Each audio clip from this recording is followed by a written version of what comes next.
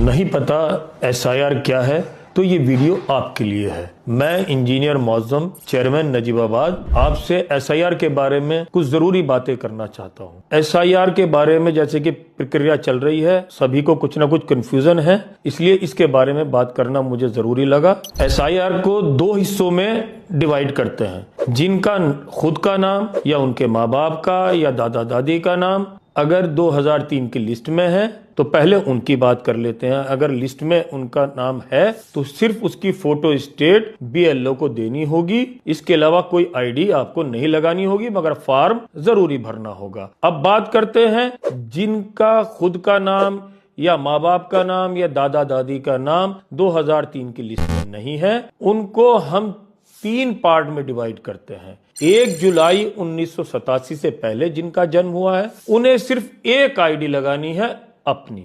जिनका जन्म 2004 2 दिसंबर से पहले और 1 जुलाई 1987 के बाद यानी इस बीच हुआ है तो उनको 2 आईडी लगानी है, एक खुद की और एक माँ या बाप में से किसी एक की।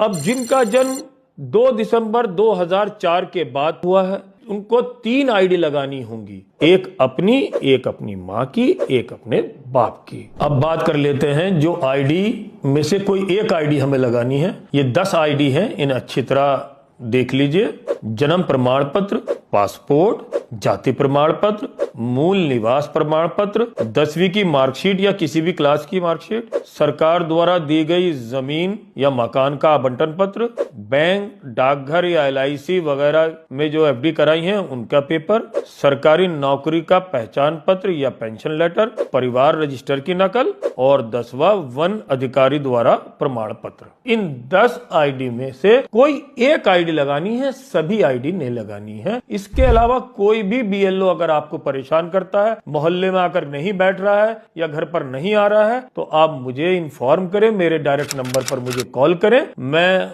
उसका हल तुरंत करवाऊंगा। और इसके अलावा हमने नगर पालिका के अंदर कमरा नंबर 14 के अंदर हेल्प डेस्क बनाई है। किसी को भी कोई सवाल पूछना है तो नगर पालिका पहुंच जाए या डायरेक्ट मुझे कॉल कर दे, मैं उसको प्रॉपर उसका हल करवा दूंगा। शुक्रिया बहुत बहुत।